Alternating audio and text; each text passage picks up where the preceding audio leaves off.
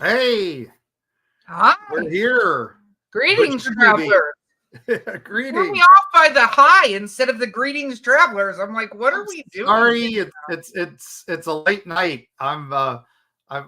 We've been in editing mode on our new book, and it's just been crazy, crazy, crazy. And we're running around grabbing pictures of all these haunted locations, and oh man, So is that your excuse for why you didn't do the proper intro? I'm yes. gonna mark I'm Well, I've making a also been note. on 8 shows in the last 3 days, so they've forgotten which show I was on. I'm the most important person in the world. Actually, we're going live with this. This is not going to air on our regular podcast till I think like the 16th, but we are a couple days away from heading to Squonk. So that's Yes. kind of cool. Yeah, we are super excited for you audio folks. Well, that will be in the rearview mirror, but we are packing and ready to go. We are going to be in the theater speaking. I think we're the second speakers. We're right after Cryptids of the Corner. Buddy's there, Justin and them, they're speaking, and then we go. And we're going to be, our booth will be, we have table in the theater, but we'll also be right out front. So yes, two booths. It's super exciting. And then don't forget on the 23rd through the 25th, I will be in Louisville PopCon and you will be at Tampa Bay Comic Con. So spread out across these here United fighting States. our forces. Yes. Well, that and I can be rid of you for a weekend. So, win. Just teasing. I'm excited today. We get to talk about something really, really cool as we go into spooky season. Yeah, we are at that point. It's August, so it's August Antiquities. So we have somebody coming on that we have to talk to about making the most of your haunt season. So and Bo creeped in naughty. For a second there. A Bo creeped not. What was that? We had a Bo coming from the back there, the Phantom of the Opera. Yes, but instead we have this fine gentleman coming on. Oh my God! Hey, Johnny Bronto from Hauntscene. What's up, guys? I don't know. Do I have? Oh wow! I come with my own sound effects. There you go. I love that. I need a little board that I can hit buttons. Bo, make it happen so I can get a little board to hit buttons. Phyllis is here! Yay! One of our favorite psychic and mediums is here. So now, Johnny, for those that don't know you, let's talk a little bit about Hauntscene and what you do. All right, so my name is Johnny Bronto. I am the host and CEO, founder of Hauntscene, or hauntscene.com, or youtube.com/Hauntscene. Hauntscene on everything, plug. We are a travel show for everything haunts, bites, and frights. So we travel all over the country. Our home state is Florida, so we try to support the haunted attractions as much as we can in Florida.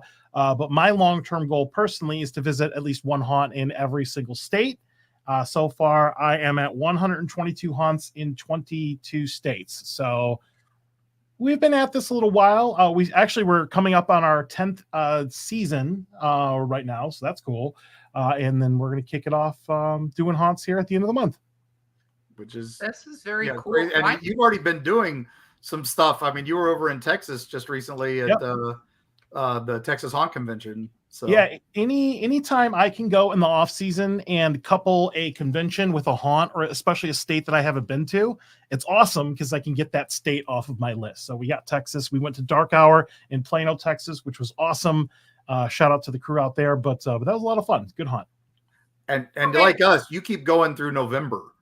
Too, right? We about fall over about halfway through November. Sometimes there's some additional bus tours and some extra things, but our spooky season has gone from just a casual fun thing for the first couple of years to we're doing 30 to 40 haunted attractions a year. This year we're doing 3 out-of-state trips. So we're going a little crazy, getting a little aggressive. Wow. Okay, I have to ask this question. What made you decide to do this?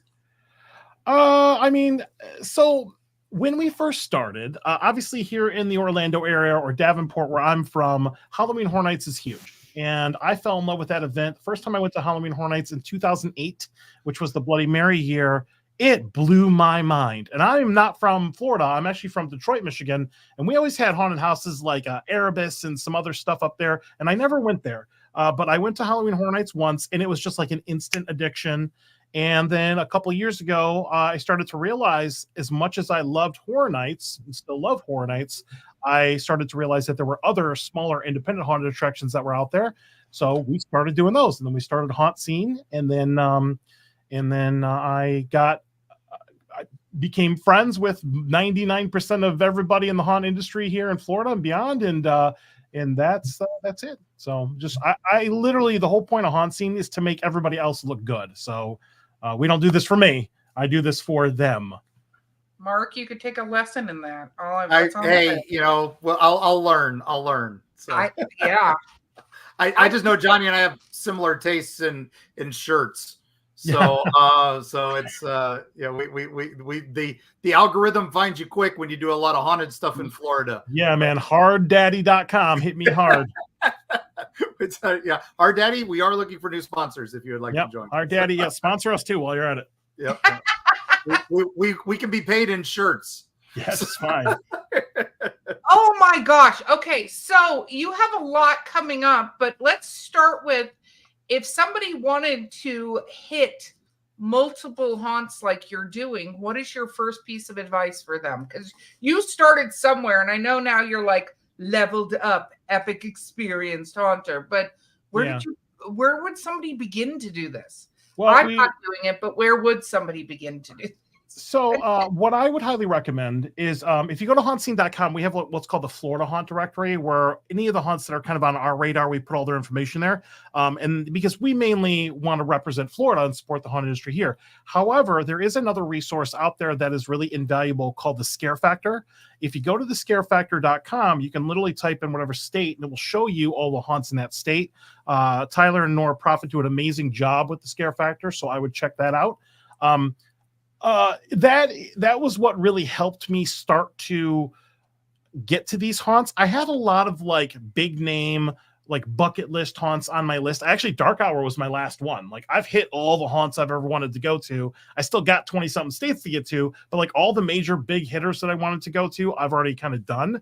So something like the Scare Factor can really help you when you're going to look for new haunts to do. We have some kind of rules about like how we travel and how much time we want to spend on the road and trying to hit one haunt that's near another haunt, so we can do multiple in the night and all that stuff. But really, it just takes practice, you know. I got a question. When you do multiple haunts, because I saw a really interesting thing, because we're working on our book, and we do mention some haunts in some places that people can go to. I did not go to them. One of the things that they said, though, which I thought was really cool, is only come if you want to be entertained or scared. Do not come to like push against whatever is coming, right? Like, and so what is your philosophy on that? Because I'm sure you're not scared at every single one or whatever it is. So how do you approach a haunt? So I am literally just texting the link to this to my girlfriend. There we go. Okay, cool. She'll get mad at me. How would you approach that? Here's how I approach every single haunt. Every single one, whether it is a big box haunt or a small haunt or a medium-sized haunt or a theme park, whatever. I recommend going into every single haunted attraction with an open mind. You are there to have a good time. Let it happen, right? Don't, if you are comparing haunt A versus haunt B versus haunt C, you are literally missing the entire point. Go, everything is a self-contained thing. Go have a good time, do your stuff. I think, because I'm not a fan of like haunt reviews, because everything is different. Like, it's like if I ate 20 different cheeseburgers, which now I'm hungry, like everyone has its own thing for every person. So it's kind of like, you just gotta, I don't know. I just love haunts. I don't care if they're big or small, 5 minutes, 10 minutes, an hour, whatever. I've seen everything, So yeah, that used to bug me back in the day. People would compare Hellview to Busch Gardens and what are you doing? And Horror Nights. I'm like, they have millions of dollars. We found stuff in yards behind garbage dumpsters, right? And built a charity haunt. So, but no, that's always the thing, and it's always subjective. But also, I would go touring haunts myself, and you would go to one super awesome haunt that was millions of dollars, and then you go right around the corner and some guy's got black tarps with, you know, string and little kids running around scaring people. And sometimes I got better scared there. Yeah. You never know. It's all subjective. So yeah, one of the best scares I've ever seen. And by the way, I still get scared of haunted houses. I mean, the reason I get scared now is because I'm always looking at like the scenery and the lighting and all, like, oh, look at that. And then they murder me. So I've actually made it worse on myself because I'm not preparing for the scares. I'm too fascinated with the actual design of the haunted houses. But one of the best scares I ever saw was just black tarps and it was just a light. And it was at Dark Manor, which is in the Northeast. Awesome. And literally, Melissa and we walked into like a tarp tunnel. It was pitch black. At the other end of the tunnel, there was a Michael Myers, and he hit a flashlight, and the light was on his face.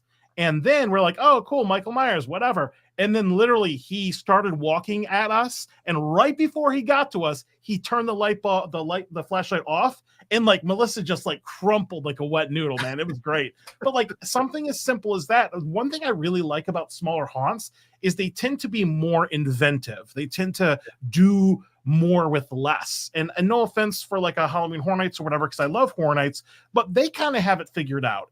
I don't want to call it formulaic, but with Halloween Horror Nights, a lot of the same stuff is, if you've been going long enough, you start to see the same effects, patterns, things. They have it figured out to maximize the entertainment and get as many people in there and make as much money as possible. God bless them, you know, but that's why I love the little guys. Yeah. No, it makes sense because I think there's a theatrical part of it. And then there's whether or not it resonates on a core level. The haunters that we talked to, I mean, the entire, we had, oh my gosh, his name just escaped me. But the moment I say this, Mark will say his name, but he was on, and one of the things he said is you target the young white dude in the group and scare Leonard Pickle. Yeah. Oh, Leonard Pickle. Yeah. Leonard Pickle. Yeah. Big fan of the pickle. Yes. He's one of the great entrepreneur. That was his term. So. Yep. Yes, but one of the things I thought that was really interesting because part of it I would think too is what at your core scares you, because some things kind of might be meh, you know, like no offense, an ER nurse or something like that may go through one and there's blood and guts and think, cool, this is another day at the office. And then, you know, but you throw a spider into that mix and it's game on, right? Yeah. I mean, Melissa, everybody has different phobias. Everybody has these like inherent primal fears. And it really depends. Like for me, for example, I'm not really into clowns. Like clowns are actually like, they're like a negative for me in a haunt because it's just like, it doesn't really do anything for me. But some people have coulrophobia and they are deathly afraid, uncontrollably afraid of clowns. So there's stuff that I don't like. Like I'm not a fan of like puppets and dolls, and that stuff kind of gets under my skin a little bit. But like clowns. Yeah, that's we one of the things that was always, I was like, never doing clowns, but then every exit interview we did was like, what, you should put clowns in. You should put clowns in. I was like, clowns in. Really? Okay. So we did. But now let's say, what are your top must-dos? You said you hit your bucket list already. Yeah. So what would you say? Let's give us your top 5. If you can. Top 50? Top 50? All right. We got top 50. So, yeah. I mean, there's so much good stuff out there, and I'm going to start and I'm going to leave stuff off, and I'm going to feel real bad. If you put a gun to my head and I was on a desert island and you could only build 5 haunted houses. Okay. Obviously Netherworld's amazing. I love Netherworld's like the Disney World of haunts. It's amazing. I absolutely love Hell's Gate in Chicago. John LaFlamboy, amazing. Zombie Arm Productions, shout out. I loved Eloise. Eloise is in Michigan. That was awesome. 13th Gate in Louisiana. That was awesome. Dent Schoolhouse is amazing. Haunted Overload's amazing. Penhurst Asylum is amazing. I can't stop. It's like Pringles. It's like there's so many out there, and So I know that I'm like missing a million of them. Dark Hour we just did was awesome. Every haunt has its own DNA and its own personality, so it's like picking a favorite child, right, and, or a favorite pet. I didn't mean to put you on the spot there, but it was one of those. I wanted to make sure we got some of the big ones named. Yeah, I mean, there's so much stuff. See, these were my bucket list things. These were the ones like I had to do. Erebus and Pontiac, I think I mentioned that. Oh, Erebus and Pontiac, Anna Louise. It's just there's lots of really cool stuff out there. I know one year you guys did the Hell House tour where you were the blue skull mask from that movie. For those that don't know it, there's a movie series where they're trying to find the ultimate haunted house. It's this legendary haunted house, and you have to wear a blue skull to get there or something. Skeleton. Well, the actual movie is called Houses October Built. And there are two of them, and it's funny because that was actually what I showed Melissa when she first signed up to join Hauntscene. I'm like, this is what it's like, and like they end up like, bad things happen to them or whatever. The Blue Skeleton is like the organization that runs this mysterious haunted attraction, the ultimate experience or whatever in the movies. And there are two of them. They're both really, really good. I definitely recommend checking them out. We just did Hell House, which is in Hell House, the movie, and they've made, I think, 3 or 4 of them now. We actually just talked to the director, Stephen Cognetti. It was shot at the Waldorf Estate of Fear, which is in Pennsylvania. That's where we went on our road trip last year. We did 4 haunts in Pennsylvania. It was awesome. Nice. It's a really good haunt too. Nice. Especially we're heading to Pennsylvania this weekend for Squonk. So yeah. Not the same level of scary. A crime. Not different type, but yeah. So what can I ask this question? Obviously, there are the scares that are created in the haunt, right? But do you think it being in what has been known as a haunted place, because like you mentioned the asylums and stuff like that. Yep. Do you think that changes it up a bit? I'm sorry, I missed the first part of that. Well, I know that people create haunts in places, and then some people create haunts in haunted places. Oh, yeah. Not just like you're going through the haunted house. Like, I know Penhurst, for instance, they will do a haunted house within the terrifying asylum that exists. Right. So does that level it up, or is it like expectation that it's going to level it up? Or so how I feel about that is I think there is a characteristic of haunts that people don't consciously realize they're doing it. But when you are in something that is more of an authentic location, your brain tends to immerse itself or be more accepting of what you're going through. So if you're walking through an actual creepy former mental health facility, asylum, or whatever, your brain's like, oh my God, this is already creepy. Okay. It's a little bit different if you're walking through something that is built into like a warehouse or something like that. Like if the purpose-built structure matches the theme, awesome. There's just something, it's kind of hard to put my finger on, but I just love, it's like when you see a fake bone versus a real bone. You don't know the difference, but your brain does. It's kind of hard to explain. Like, I love the little authentic stuff, that just, it's a subconscious thing that I think a lot of haunts, some of them realize that, some of them don't. I think Dent was one of those where I went through Dent and realizing it was the old schoolhouse, and that's creepy enough. And the fact that they've made this legend about it, of course, it didn't have any of that, but that's what makes it cool. It's amazing. So, I agree 100%. I think it's just interesting because I look at also the people and I feel like you can set up the haunt, but who are the players in the haunt? Because I feel like players can make or break the haunt. Oh yeah. Are you a bigger fan of actors versus animatronics? That's actors. Yeah, actors, or a good mix of both. Or obviously, I love more actor-driven stuff. I love immersion. I love being able to interact with haunt. Some of my best haunt experiences when you talk to somebody and they talk back, or it's just like Dan Carroll. Dan Carroll, I met him at Legends at Old Town way back in the day at Kissimmee. Yeah. He was like beat for beat witty with me. Any little thing that I threw out, he had an answer for. And it was like, that is a memorable experience. Dan's a memorable guy. He's amazing. But like, I will never ever forget that interaction. And that's what you want people to do, is you want them to take a piece of the haunt or the experience with them, because then they're going to want to come back. He's like managing the Gatorland haunted house, which was amazing. Absolutely killed it. I mean, it was one of the things I did at the last part of the last season, and I was like sick and I was like falling apart because I had just been running for a couple months. And I did that little tiny haunt at Gatorland, and they have a whole spooky experience and kids and stuff, and it's awesome. But that little, even tiny haunt he did was so good. He gets it, you know?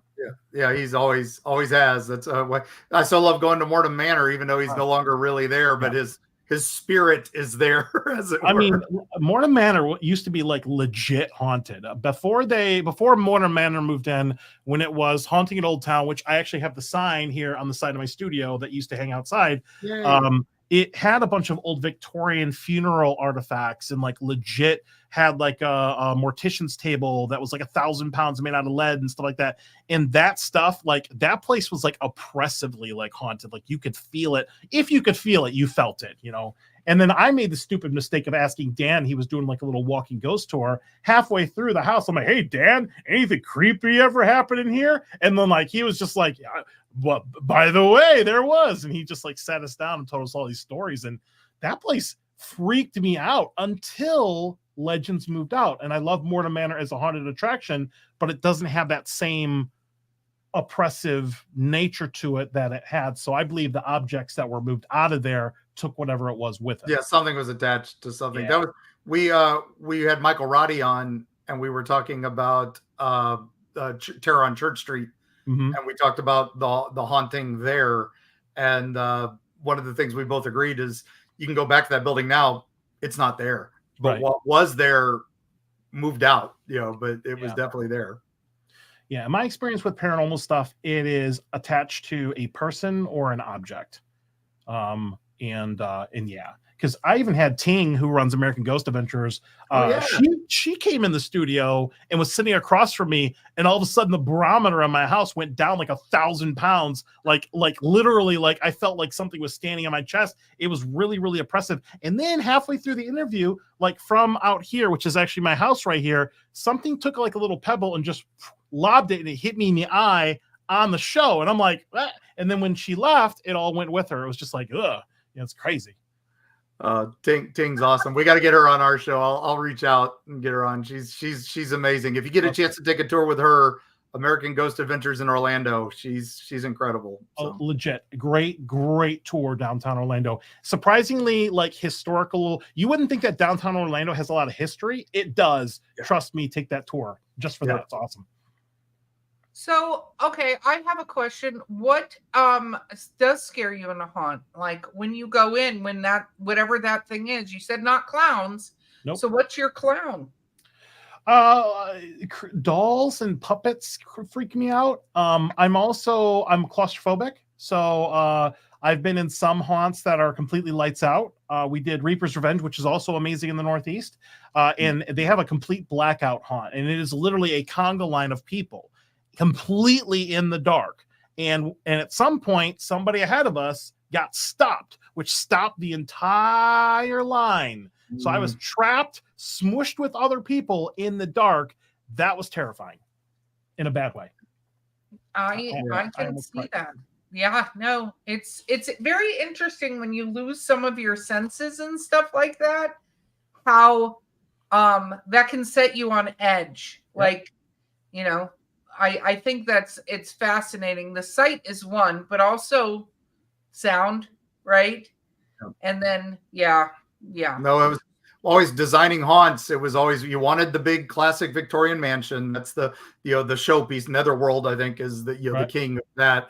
But then you do a classic blackout with no sets, no designs. It's the easiest thing in the world to build, but you just make it all completely black and give your actors night vision goggles, and you've got the best haunt most people will remember. And at half the budget. So. Yeah, you can do a lot of stuff. We can do people. The thing with darkness is people will fill in what they're scared of in their own brains. You know, Like if you've seen Paranormal Activity, like the first movie, like it's literally about an open door. You're just looking down the hall the entire movie as they're laying in bed and stuff is going on. Not all of it, but like your brain is freaking you out. The movie's not freaking you out. Your brain is inserting that in there, your subconscious. So Blair that's Witch. stuff. Blair Witch, man, Blair Witch almost gave me a heart attack when I saw that movie for the first time. That was a thing. Yeah. We're doing a panel on that at DragonCon this year. Cool. The lore behind it, so that'll be fun, and get to bring back up the late great Charlie Carlson, so from Weird Florida. So, so we're talking haunts. You start planning, like you're already planning for 2025, I'm sure, correct? We have different. We do regions. So this year we're doing West Virginia, Maryland, and Delaware. We're doing a trip up to the Chicago area, Illinois, Wisconsin, Minnesota, and we're doing South Florida. We're doing Florida, and then we might do another trip kind of after that. So we're going out of town a couple times. Usually, I try to go in like a radius. Sometimes that's how we get to do repeat haunts. Is hitting those highlights up again.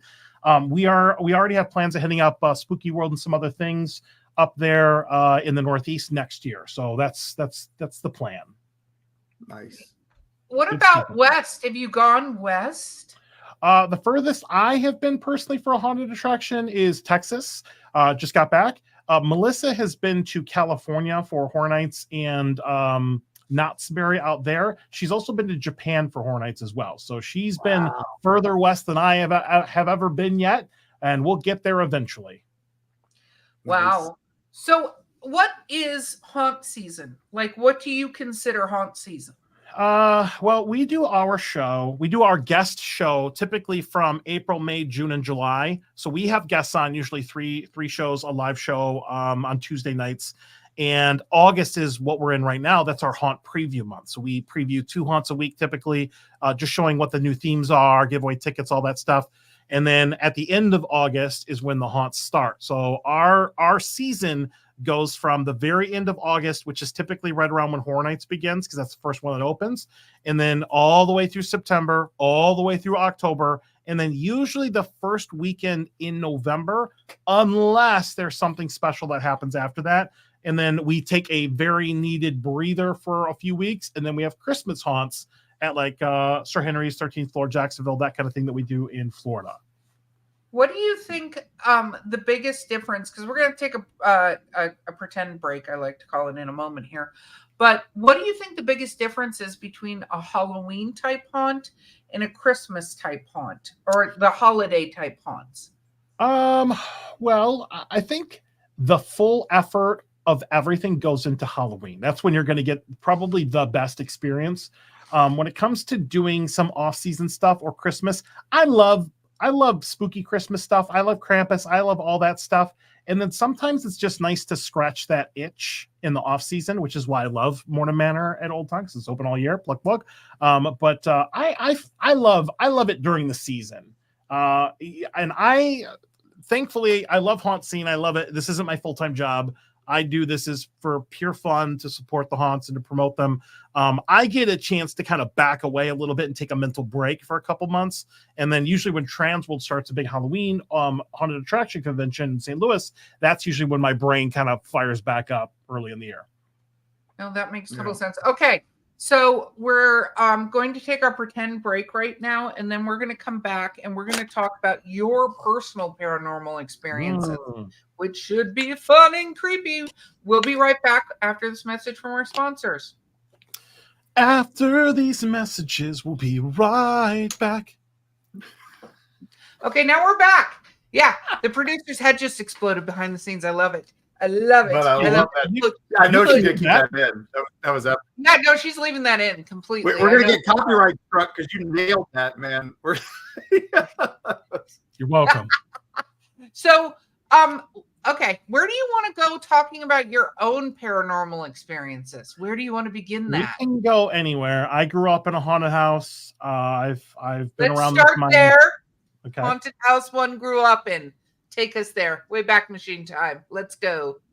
All right, so I grew up in a haunted house. It is, and I don't know how this works. Like, if I put the address out there, people, what if they look it up? What if the current owners, whatever? Just give us But the vague town. That's all you really need to so do. I grew up in a little city called River Rouge, Michigan, which for Michiganders, we do this with the mitten. It is right south of Detroit. Yes, Yep. I am a city boy born and raised in South Detroit, right? Yes. So, yeah, I grew up in a haunted house. I was the oldest of 3 kids, and I remember stuff. Obviously, with my mom there and my stepdad there, they probably remember a couple more details, but like I have memories of just never feeling like I was ever alone. Like it was always just like, even when I was alone in the house, it always felt like somebody was there. It always felt like you always had eyes on you, which is weird. We had a basement, it had a coal bin, that was super duper creepy. And then at some point in my upbringing, my family, it was an actual 2-story building, and it was apartments. It was a top floor and a bottom floor. Had a stairway in the front of the house, stairway in the back of the house. And I guess when my mom bought it, they decided to make it all one thing, right? And at one point, they the back upstairs was originally like a little open-ended storage area. It had windows. And at one point, my mom or my family, we decided to remodel that, close those windows off, and build like a bathroom. So it's completely sealed off or whatever. Apparently that's when all the stuff started to happen. I guess they had brought in some folks, some psychics, mediums, and they were like, you closed off some sort of portal or something like that. Things are now stuck here, right? So some of my experiences that I remember vividly, and this is, I mean, a couple decades ago, I'm 40 years old, when we are also both years old. We understand. We understand. But I remember things like coming home. My mom had all these like candle sconces on the wall. We came home one night, all the candles were lit. Weird. My mom freaked out, like, hey, don't burn this house down with my kids in here. I do remember my mom, she did hair before she was a teacher, and she had a beauty shop where she would do hair in the back room of the house, and it had a drop panel ceiling with the panels up there. And normally if a panel's going to fall, it would just be one panel. Well, apparently the entire ceiling collapsed all at once on people in there when she was doing hair one day. I remember laying in bed. I used to have very vivid night terrors, and it would be like dying, getting eaten by jaws or whatever. But I remember I was laying in bed one night, and I was looking at, I used to have one of those big Crayola watch clocks, right? Oh yeah. I remember looking at it, and there was just a little bit of light in my thing, and in my room, and I looked at it, and it literally just like fell off the wall for no reason, just fell off the wall. And then I felt something get on top of me and literally punch me in the face. So I was kind of attacked there. My mom told me a story of they were up one night in the upstairs, and they saw a little girl who was crying, and they're like, what's going on here? There's a girl. Why is she here? It wasn't one of my sisters. And they went to hug her and try to take care of her, and then she was just gone. Weird. Probably my most vivid memory, and this gives me chills, is my room was at the top of the stairs right to the right. And it was an old, creaky, turn of the century, 1900s house. And when somebody was coming up the stairs, you could clearly hear them, right? Crunch, crunch, crunch, crunch, crunch, come up the stairs. Made a lot of noise, both in the front stairway and the back stairway. So I'm a stupid kid. You know, I'm probably in my 8 or 9 years old or something like that. And I hear somebody coming up the stairs, crunch, crunch, crunch, crunch, crunch. And I'm like, I'm a stupid kid. I'm going to jump out and scare whichever one of my parents is, whatever. So like, it was weird, man. It was like crunch, crunch, crunch, probably like 20 stairs coming up. And when they got to like the last couple stairs, that was when I knew to time it to jump out at them. Literally, it was a heavy, heavy steps on this old wooden staircase. And I jumped out at nothing.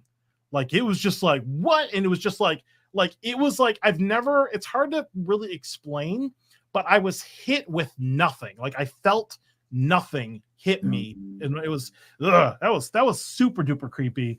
And just all kinds of other little stuff. And it's weird because even as I have been, once I grew up and an adult, I always have kind of weird experiences with people and things, and some of my senses go a little awry.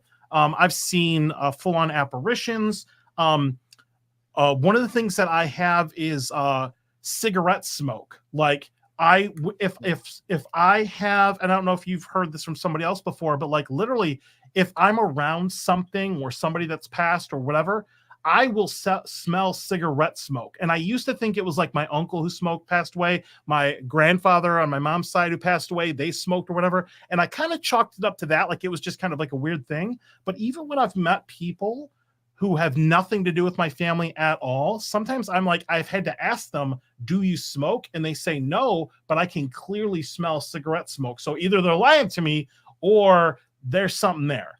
And it's stuck with me my whole life. That sounds like some sort of protective spirit that's with you. Maybe one of those ancestral ghosts, just kind of keep an eye on you. So yeah, wow. Could be. I'm not an expert, so that's always we defer to the mediums and the psychics, like we have a few in the audience tonight. So hopefully one of them might come in. Yeah, I've always had just weird experiences. Like I get weird senses off of people. Sometimes I can't like explain it, like it's like something will happen and like it doesn't affect me when I hear about it because I already assumed it happened or I know it happened, which is weird. But like little things like that. It's been around like it's been like that my entire life. We don't really get into a lot of the paranormal stuff on the Hauntscene show, but me personally, these are the things that I've experienced. Well, you and I we took a bunch of YouTubers to our friend Chrislin's Wonder House. Oh yeah. Bronto. And we were there for a preview night because she sets up a nice little Halloween tour, and that place is epic as is. And she's brought in tons of haunted objects and stuff like that. And then you and I were kind of standing over to the side, and the YouTubers were all filming her talking about this one area. And you and I overheard like a voice between us. And we just kind of looked at each other and we're like, wait, did you hear that? Did you hear that? And we were the only two people who heard it in the whole building. And it was loud. It was not and you could you could always out of your peripheral vision always see somebody looking at you. And she mentioned that on the tour, which really stuck with me. So yeah, that was old Conrad Shuck, we thank himself. But yeah, that was, oh man, that night, that was the first time I was like, hey, Johnny can hear him too. So not just me. All right. That's always try to do that, folks, when you're out with a team or investigating a place, verify with somebody else. If you were the only one who heard it, doesn't mean it didn't happen. But if there's somebody else, you've got verification. That makes all the difference. So it does. Okay. So you're a little kid. Did you think it was the house itself? Or do you think there was an object? Because it sounds like whatever you did with the window thing pissed everything off. So I think it was the house. I think it was, when it comes to paranormal stuff, I'm a big believer in boundaries of things are trapped or are repelled or attracted to things, whether it be an object or whatever. And I literally think that whatever is on either side of the portal got cut off or whatever, and then things were either coming up to the portal and getting stuck or they couldn't get out or whatever. I just feel like there was some sort of like boundary along with that. And what's weird is we sold that house to some other family, and I think they've still lived there. I've always promised myself, and this is another weird thing about that house. It's on Richter Street in River's, Michigan.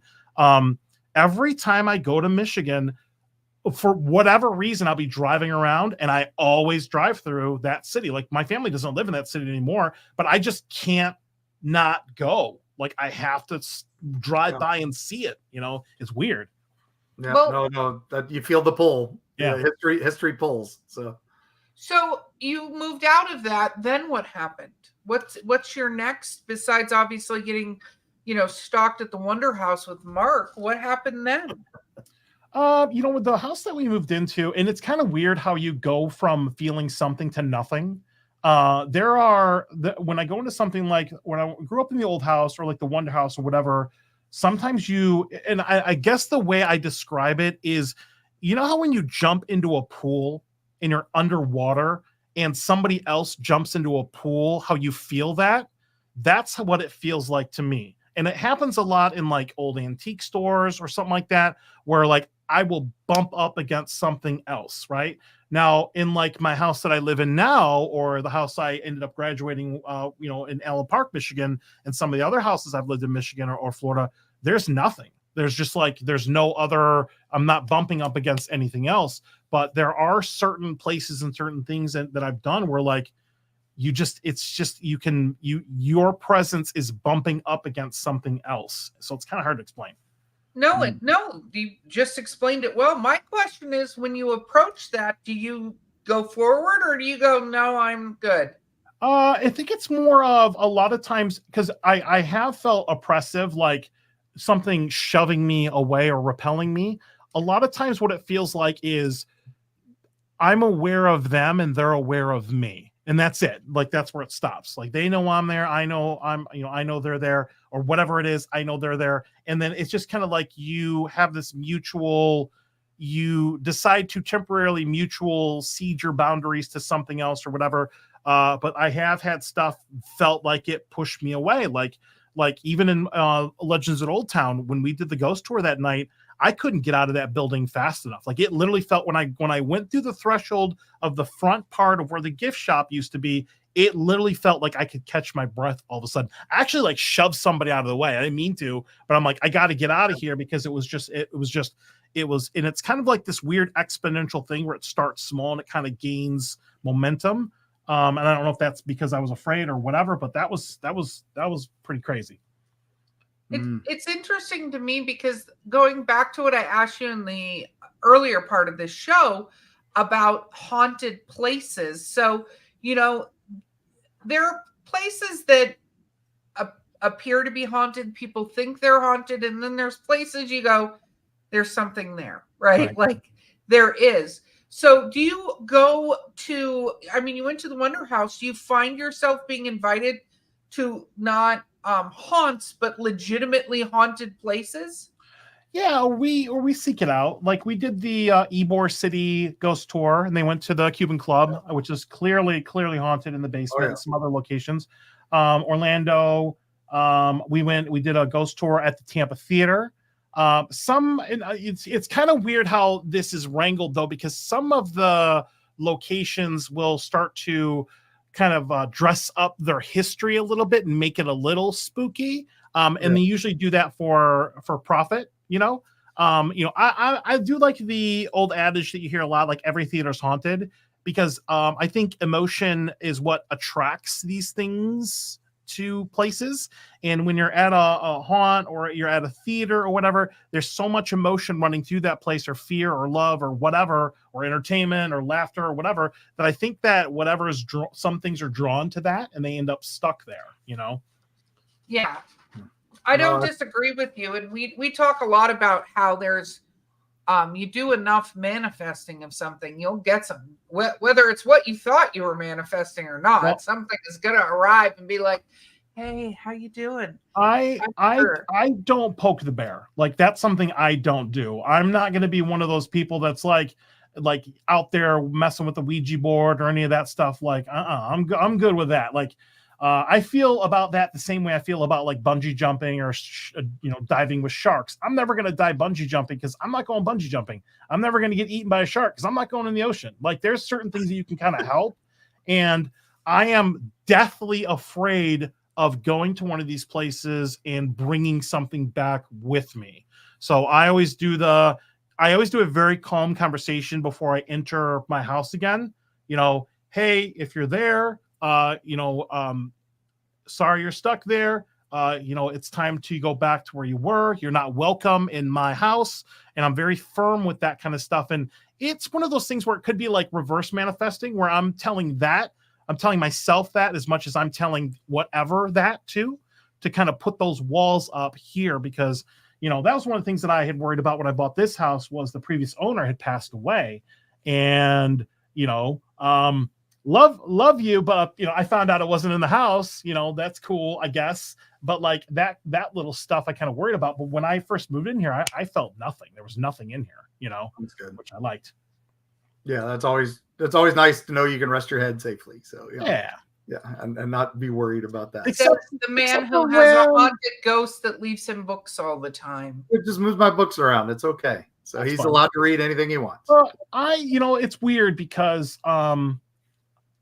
there, you hear about shadow people or whatever, and I've had that in my periphery like my entire life, where it just kind of feels like I know exactly where it's standing in like my room or whatever, but I think that's more of a me thing and not a location thing, you know. But it kind of comes and goes, and it's actually, I think it's kind of hard to explain, but like I feel like that's depending on what's going on in my life. Like the more I'm on the negative end of the spectrum and things are going bad, I tend to invite that darkness a little bit more. Whereas when I have a lot of positive things going on in my life, it pushes that away, you know? So I think you can manifest or not manifest stuff if you need to. It also sounds to me like a little, because, you know, I have similar situations to what you're describing. And I feel like sometimes you can, unknowingly kind of go, oh, hey, I can see you, without going, oh, hey, I can see you, or no, you're there. Like the acknowledgement of them being there.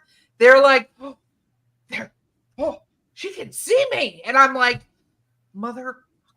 See, that's how I feel when I'm walking through like antique stores and that kind of thing. Like I was going through an antique store in Winter Haven and I was going into the basement. And it was just like, it was almost like I just walked smack dab into something. It was like, oh, you're there. And it was like, oh, you're there. Like it was, that's kind of how it, like I said, like how that feels. But yeah, I agree with you. Okay. So we talked like spirits or ghosts or whatever we want to call them.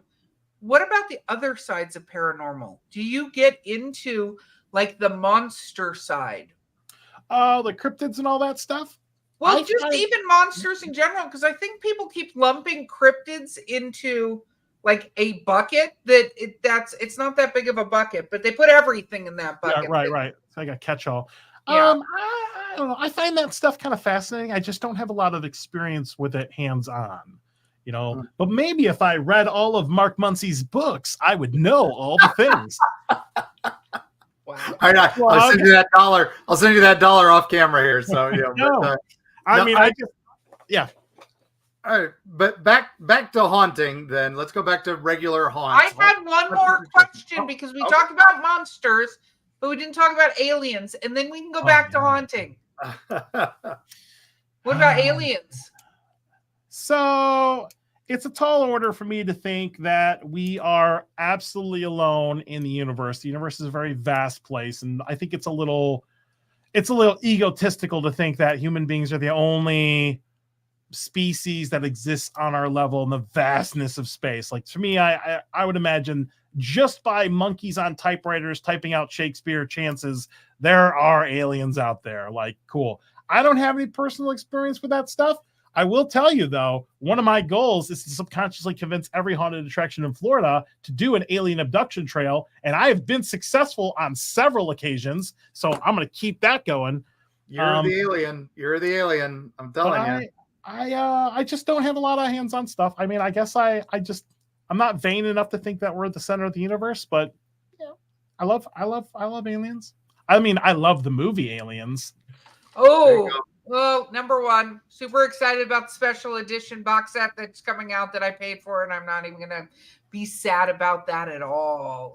So, okay, Mark, go back to haunting. Back to haunted attractions again. We got to bring it back around full circle before we wrap up. So we still got a little bit of time left, but okay. So back to haunted attractions. Yes, you've set your goals for the year and all that. Now let's say somebody at home is wanting to, go hit a haunted attraction, and unlike Erica, who will punch actors that jump out at her. Oh my God.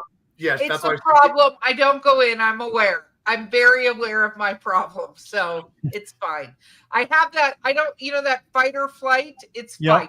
It's 100% fight. So no. Honestly, though, you bring up a good point, because I do get questions like, "Hey, I want to bring my kid to a haunt, or should I invest a $200 on a Horror Nights Express pass for my kid who's never been to a haunt and doesn't like scary movies?" The answer is no. The answer is you need to ramp them up to see how they react to stuff. Like, go to Morna Manor. Morna Manor is it's an awesome haunt itself, but it's like training wheels. If you're talking about big stuff, you can totally do that, and it's open all year. And if they don't like it and they quit, you're out $10 as opposed to $200. Yeah, we got up here. We've got Gatlinburg's Mysterious Mansion, which I want to go to. I haven't been there yet. Another classic's been around for decades, open all year, and they do a big Halloween event as you know, of course, they ramp it up at Halloween. And I always tell everybody, if you got a kid, go during the summer when it's still a little tamer, Right. and then ramp up. You know, my kids grew up as I ran a haunted house, and they hate going to other haunted houses, even though they know how all the tricks are done. They know all the behind the scenes stuff. They can't go in other haunted houses. They're terrified because they don't know the maze. They don't know the layout. But I try to tell them too. It's exactly, if you're planning your trip, start with the local haunts, the charity haunts and all that. But then again, ask them, hey, what's your level? What's the age, suggested age? Most of them will tell you. So yeah, definitely. Yeah, look, that's what those real little haunts and home haunts and all that stuff. That is perfect for that stuff. You know. What about I'm curious your thoughts on these interactive haunts where they're immersive. What are they called? The ones where they will touch you and lock you in a room and like do the, So I feel like I'm talking about getting grounded as a child, but I think you. Yeah. So I mean, one thing I get every year, and I need like the equivalent of a swear jar, is the McKamey Manor jar. Manor. No. I literally, I'm going to wear a jar this season that says McKamey Manor, and anytime anybody asks me about it, they're gonna have to put $1 in there. Yes. Right. So that's not a haunt. I think it kind of ticked off the haunt industry when that documentary came out a couple years ago, Haunters Art of the Scare, and it was a big infomercial for Russ McKamey and McKamey Manor. That's not a haunt, and it kind of gave them a bad name. If you go to a haunt, you're not there to get hurt or tortured or whatever, right? I'm not into that stuff. We've been into some like extreme haunts where they tie you up and all that stuff. I'm not really into that. It kind of like, it feels to me like you're doing that to come up with the shortcomings of your actual attraction, or that's the style of haunt you want to run. That's fine, whatever. I'm not taking anything away from anybody, but I do love immersion. I love being a part of a story, or being able to interact with characters, or having a more intimate experience, or maybe not understanding the whole story. Like Scott Swenson does the Vault of Souls in Tampa at the Vault, and it's like it is a completely open-ended type experience. And you are going to come away with what you put into that event. My first year that I went to that, I literally like turned over different rooms and looked through a bunch of stuff. They had to kick me out after like 4 hours. I was trying to talk to every character and do all these things. Well, not like I was supposed to. You were non-verbally communicating with all of the characters or whatever. And there's like little mini games and all that stuff there. They've streamlined the experience a little bit more, but like, I love that stuff. Whenever you can marry theatricality with haunted attractions and put your guests in the middle, that is amazing. And it's cool because like a guy like John LaFlamboy is like a theater nerd, theater kid, and I mean that in a loving way. It's more about that theatrical presentation along with the scare. It's an experience, not just boo holes, you know? Well, that makes sense. Okay, Mark, go ahead. My last one for me is so for a haunt, do you need story, or do you just like to go and experience? Here's the thing about stories, and I love you haunts, and I actually struggle with this in the beginning. You would go to a haunt and you would read a 4-page dissertation of the characters and how they're all related to each other or whatever, and that's great. However, when you're on site and you're in line, you might read the synopsis of it, whatever. But if you ask somebody, hey, what was in that haunt? Tell me about the story. There were werewolves. There were vampires, there were aliens, there was a redneck chainsaw group, or there was these crazy cult people, whatever. I don't think that people are going to remember the story beat for beat. However, I did ask about this, and I think Scott Swenson answered this for me. I asked him about story, and the story, even though you're going to put it out there for those that are interested, because you are going to have your hardcore fans, a lot of times the story is what you use when you're a creator to put the guardrails on what you're creating. You know, if I write out the story or synopsis of my haunt and it's about like this crazy cult, I'm not going to put aliens or clowns in there because I've established the boundaries of that story with what I've written. So I think the stories themselves are cool for the hardcore people, but I think it's more of the hardcore people and the haunts themselves. I think the general public probably doesn't really get that part of it, but it's still a necessary component to any successful haunted attraction. That makes sense. Very much. Okay, so I'm going to ask a final question and then a shameless self-promotion time. What is your absolute favorite jump scare? So I love things that are not horizontal. I love scares that are on top of you or below you. We were doing Brighton Asylum, which is in New Jersey, and they had this little walk-up area, and the floor, when you look down, was like this lit plexiglass. It was cool when you're walking over it until the character started like banging on the glass from below you. It is not something your brain can really process, especially when it's new. And I love when things kind of come at you from different angles or inventive angles, or come around things or whatever. A Petrified Forest in Altamont Springs actually does a really good job of this. Like, you are not on a flat plane when you're walking through everything at a Petrified Forest. They do a really good job about hitting you from different angles. So I really think it's about the angle and about the design of the scare. I think that's probably it. It works. Makes sense. Makes sense. See, I asked a question about the thing that ends up getting people punched. Yeah, well, you got to know your limits. Yeah. No, I trust me. When I hit that point, I was like, I had my picture up at both Universal and thing. Well, in my defense at the Universal one, because I'm not going to talk about Hollow Scream and Busch Gardens where it started, but a guy jumped out with a chainsaw from a bush like 6 inches in front of me. Yeah. I discovered you paid for that, right? I know I did. He did too. Technically. Did you get a police report? No. I apologize profusely. Second it happened, I was like, okay, you guys go in the house. I'm gonna wait outside. Right. The difference at Hollow Scream is they have scare zones. So I had to walk out with my eyes closed and just have somebody lead me because, again, it was a 3D thing where it was like this. It was a blacklight haunted house, and there was a furry white thing against a furry white wall. Oh, yeah, I love that. Came out like 3 or 4 inches in front of me, and too close in the danger zone. But that's me. I'm aware of my shortcomings, and then when this is not the place for me to be.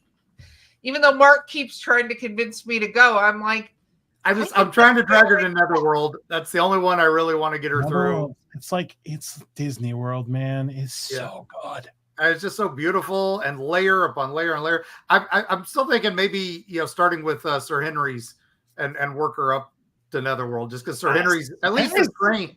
At least the trail ride, that way she doesn't have to worry about things jumping out at her too much. A good place to start. No, it's whether or not they jump within this distance. That's the if you guys don't jump within that distance, we're good. I'm not going to chase you. I'm not. That's not my game. Wow. It's jumping within arm's length of me. So it's cool. It's cool. Anyway, we all know Erica's shortcomings. Let's instead talk about Hauntscene and shamelessly promoting that. All right. Well, like I said, we are Hauntscene on everything. Hauntscene on YouTube. Our main platforms these days are going to be Instagram and YouTube. If you go to hauntscene.com, we have about us, sponsors, haunt directory, all that stuff, history of what we've done. We actually have a list of all the haunts we've been to there. So you can check out our map if you want to, which is pretty cool. We are gearing up for our 10th actual being out there haunt season. We're already in our 10th broadcast season. So we do a show on Tuesdays, typically 8:00 Eastern Standard Time. We are doing additional Thursday shows tomorrow. We have Petrified Forest on, and next Thursday, and then we'll go to our normal Tuesday schedule. And throughout the season, the Tuesday shows will talk about what we experienced the previous weekend. So if we go to South Florida, the show that Tuesday afterwards will be about that trip down there. And we carry that all the way through the haunt season, no breaks. And then we wrap it up usually the first or second weekend of November. So Hauntscene on everything, really easy to find. we will have to have you back on after the season to hear about the season. I think that would be amazingly fun. Yeah, it's exhausting. Right now it feels like I'm at the bottom of a mountain and it's a huge, massive mountain. And I always climb it every year, but right now it's really overwhelming. And then after it's done, I look back and go, wow, how did I do that for the 7th year in a row? So this is our 7th road trip, 7th time traveling out of state. Wow. Nice. Well, Yeah. I hope you have the absolute best time. We will. I have an amazing crew. Shout out to Melissa, Kira, Crystal, Nicole, everybody that helps me out. You're all amazing. I love you very much. And I could not do this without them, especially Melissa. Melissa's really what kind of gave us an identity when she became my co-host. So love her, love Kira, love y'all. So heart. Yay. Okay. We love them all, and we love all our haunters and our and haunt owners and all that out there. So love them all. One big happy family. Yeah, we are all excited to see what you've got for us this year. So absolutely. And with that, Mark, take us away. Okay, gang. Well, thank you all so much for joining us for the live here. And with Johnny, thanks for coming on. Thanks for all the Hauntscene folks. Like I said, we love you all as well. Can't wait to see you all again very soon as we go visit the houses October built. And we will be checking in with a bunch of places as well. Please visit our sponsors. Please visit all those fun places that keep us going and keep our show on the road as well. Look forward to our events at eerietravels.com. We've got everything from now to Squonk this weekend to North Carolina Bigfoot Adventures in November, which we are excited to host. We'll be doing spooky stories on a mountain, Johnny. You might want to come to that, and they'll be doing Bigfoot hunting at night. So s'mores. I'm bringing s'mores. Yeah. See, if Bigfoot jumped out at me, that would be unfortunate. I'm just there. Anyway, moving on. Okay, Mark, wrap it up. All right, and the wrap up, gang, is so when you're out there traveling through the highways and byways and looking for haunted locations, and you go on the roadside and you see somebody tell you that says, hey, there's this great haunted house down the road. You just have to wear this blue skull mask to get invited. Well, you just do what old Mark Muncie says at a time like this.